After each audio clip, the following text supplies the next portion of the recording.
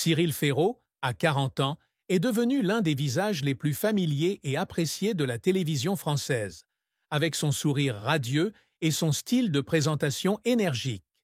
Né le 15 mars 1985 à Digne-les-Bains, petite ville des Alpes de Haute-Provence, il transcende les limites d'un garçon de province pour devenir une icône de France Télévisions. De l'animation du jeu télévisé populaire Slam, pendant 15 ans, à la prise de fonction de présentateur principal de Tout le monde, veut prendre sa place sur France 2. Sa carrière a été un incroyable parcours de talent et d'efforts acharnés.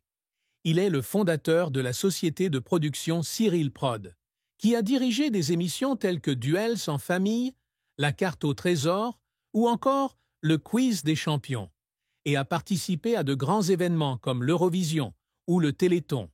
Sa vie personnelle, avec la joie d'être père d'un petit garçon, Tim, né en 2024, semble être l'image parfaite du bonheur. Pourtant, derrière le halo de la célébrité et du succès, Cyril Ferraud a fini par admettre une triste vérité qui l'a marqué. La plus grande tristesse de sa vie fut le décès de son père, Michel Ferraud, en 2019, une perte qui laissa une profonde blessure dans son cœur, le forçant à faire face à de durs défis dans sa carrière et sa vie. C'est l'histoire d'un homme qui sourit toujours devant la caméra, mais qui porte une tristesse cachée, des larmes tombant silencieusement derrière les lumières de la scène. La plus grande tristesse dans la vie de Cyril Ferraud fut la perte de son père, Michel Ferraud, en 2019, un événement qui lui a brisé le cœur et laissé un vide incompressible. Né dans une famille bourgeoise de Digne-les-Bains, Cyril était enfant unique et grandit dans les bras aimants de ses parents. Michel, banquier dévoué, a eu une profonde influence sur son fils, non seulement par sa rigueur, mais aussi par l'amour et les encouragements qu'il a apportés aux rêves de Cyril. Depuis son enfance, Cyril était fasciné par les jeux télévisés, en particulier Fort Boyard, et Michel s'asseyait souvent avec son fils pour les regarder, riant des moments drôles et discutant de la façon dont les jeux étaient conçus. Ces soirées, dans la petite maison provençale, ont semé chez Cyril la passion de la télévision, le rendant déterminé à devenir présentateur pour apporter de la joie au public. Mais en 2019, alors que Cyril est au sommet de sa carrière d'animateur de slam et de nombreuses autres émissions sur France 3, le drame frappe.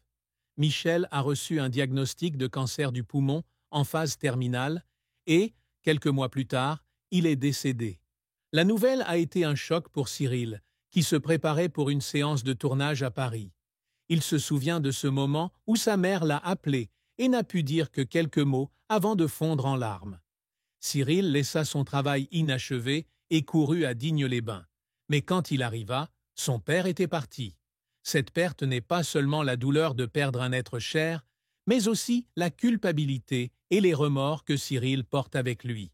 Au cours des années précédentes, sa carrière chargée lui avait laissé peu de temps pour rendre visite à ses parents, et il refusait souvent les invitations de Michel chez lui en raison de son emploi du temps chargé. Un jour, Michel a appelé et a demandé à Cyril de venir dîner en famille pour fêter son anniversaire.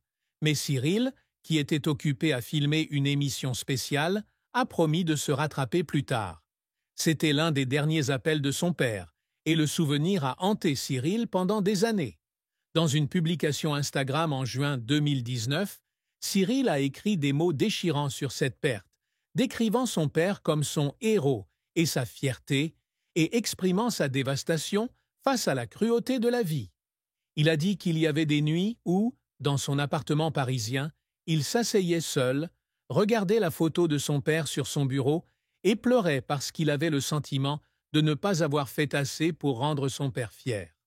Cette tristesse devint encore plus profonde lorsque Cyril remporta plus tard de grands succès, comme celui de diriger Tout le monde veut prendre sa place en 2024.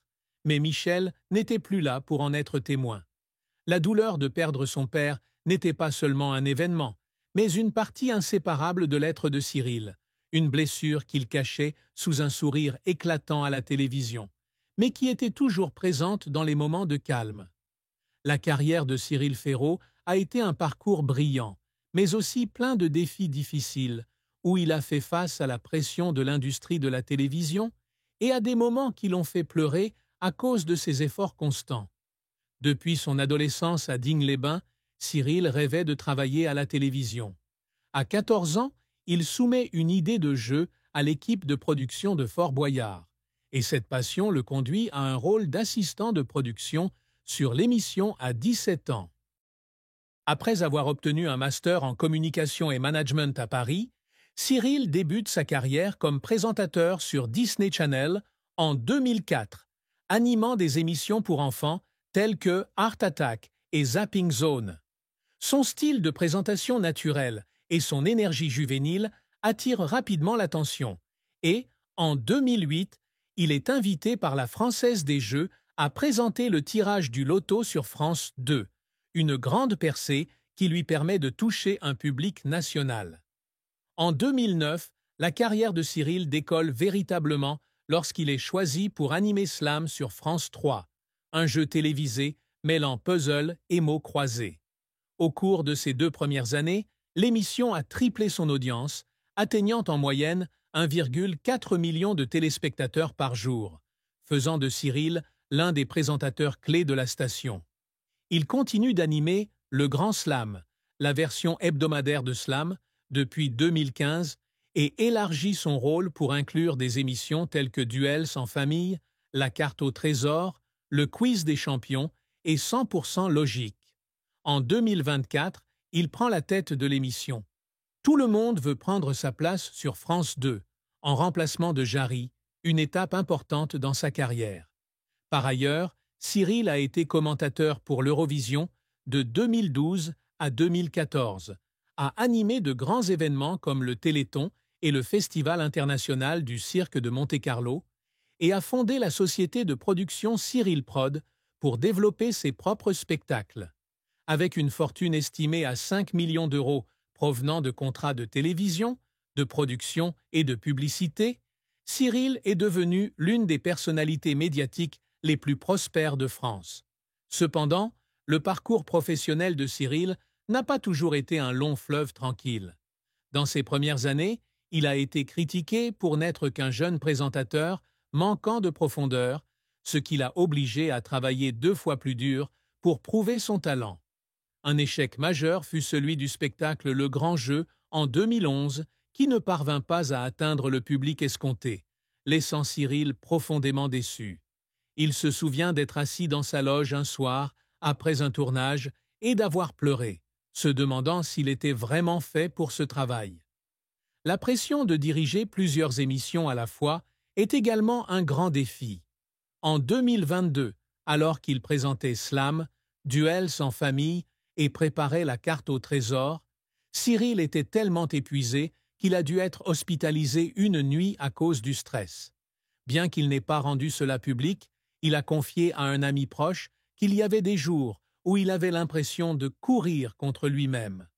De plus, son passage de Slam à Tout le monde veut prendre sa place en 2024 a suscité la controverse, certains téléspectateurs affirmant qu'il ne peut pas remplacer des prédécesseurs comme Nagui ou Jarry. Ces critiques, bien que non écrasantes, le blessaient quand même, surtout lorsqu'il pensait à son père et voulait le rendre fier. Les défis difficiles de la vie de Cyril Ferraud ne se limitaient pas à sa carrière, mais aussi aux événements personnels et à la pression de maintenir une image publique. En plus de la douleur de la perte de son père, Cyril a également dû faire face à des périodes de solitude dans sa vie personnelle. Personne réservé, il partage rarement sa vie personnelle, mais dans une interview de 2021 sur Europe 1, il a admis que sa carrière chargée lui avait rendu difficile la construction d'une relation à long terme au fil des ans. Avant de rencontrer sa compagne et d'avoir son fils Tim en 2024, Cyril se sentait souvent vide en rentrant dans son appartement parisien après de longues journées de travail. Il se souvient des nuits passées seul, à regarder par la fenêtre et à se demander s'il échangeait son bonheur personnel contre la célébrité. Le décès de son père a encore renforcé ce sentiment de solitude, car il s'est rendu compte qu'il n'y avait plus personne pour partager ses joies et ses peines sans condition. Un autre défi et la pression de maintenir l'image de gendre idéal, que le public lui a attribuée.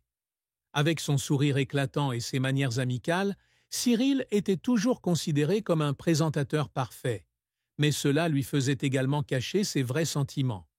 Un jour, lors d'un enregistrement de Slam en 2020, juste après avoir appris la détérioration de la santé de son père, Cyril a quand même dû passer à l'antenne avec un sourire éclatant, même si son cœur était brisé. Après que les caméras se soient éteintes, il a couru dans la salle de pause et a fondu en larmes, ayant l'impression de vivre une double vie. Cette pression est devenue encore plus intense lorsqu'il est devenu père en 2024. Concilier travail et paternité était un grand défi, car il devait filmer l'émission tous les jours tout en voulant passer du temps avec son fils. Il a confié un jour dans une interview sur Europe qu'il y avait des jours où il se sentait coupable de ne pas pouvoir être avec Tim autant qu'il le